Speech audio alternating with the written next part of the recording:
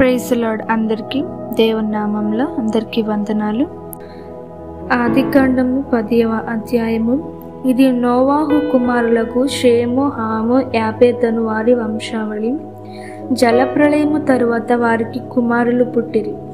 యాపెతు కుమారులు గోమెరు, మాగోగు, మాదాయి, యావాను, తూబాలు, మెషెకు, తిరసు అనువారు.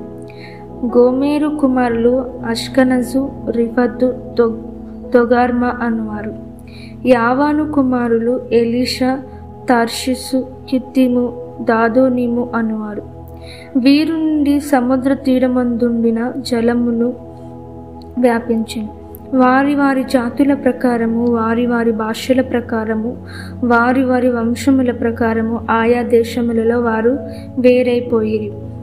హాము కుమారులు కూషు, మిస్రాయిము, పూతు, కానాను అనువారు. కూషు కుమారులు సెబా, హవీలా, సత్పా, రాయమ, సప్తక అనువారు. రాయమ కుమారులు షెబ, దదాను అనువారు. కూషు నిమ్రోదును కనెను. అతడు భూమి మీద పరాక్రమశాలి ఉండుటకు ఆరంభించెను. అతడు యెహోవా ఎదుట పరాక్రమము గల వేటగాడు. కాబట్టి యెహోవా ఎదుట పరాక్రమము గల వేటగాడని నిమ్రోదు వలె అను లోకోక్తి కలదు.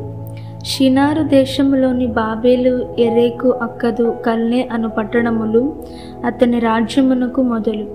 ఆ దేశముల నుండి అషూరుకు బయలుదేరి వెళ్ళి నినెవెను, రహోబోతురును, కాలాహును, నినెవెనుకు, కాలాహుకును మధ్యనున్న రెసెనును కట్టించెను. ఇదే ఆ మహాపట్టణం. మిస్రాయిము లూదీయులను, అనామీయులను, లెహాబీయులను, నఫ్తూలీయులను, పత్రుసీయులను, కస్లుహీలను, కప్తోరీయులను కనెను. ఫిలిస్తీయులు కస్లుహీయుల నుండి వచ్చినవారు.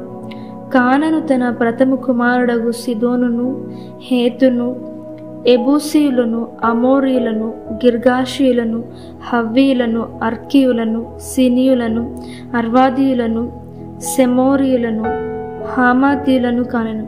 తర్వాత కనానీయుల వంశములు వ్యాపించెను. కనానీయుల సరిహద్దు సిదోను నుండి గెరారుకు వెళ్ళు మార్గములో గాజా వరకును, సొదొమ, గొమొర, ఆద్మా, సెబోయిములకు వెళ్ళు మార్గములో లాషా వరకును ఉన్నది. వీరు తమ తమ వంశముల ప్రకారము, తమ తమ భాషల ప్రకారము, తమ తమ దేశములను బట్టి, జాతులను బట్టి హాము కుమారులు. మరియు ఎబేరు యొక్క కుమారులందరికీ పితరుడును పెద్దవాడైన యాపెతు సహోదరుడునగు షేముకు కూడా సంతానము పుట్టెను. షేము కుమారులు ఏలాము, అషూరు, అర్పక్షదు, లూదు, అరామను వారు. అరాము కుమారులు ఊజు, హూలు, గెతెరు, మాషాను వారు. అర్పక్షదు షెలాహును కనెను. షెలాహు ఎబేరును కనెను. ఎబేరుకు 2 కుమారులు పుట్టిరి. వారిలో ఒకని పేరు పెలెగు. ఏలయనగా అతని దినములలో భూమి దేశములుగా విభాగింపబడెను. అతని సహోదరుని పేరు యొక్తాను.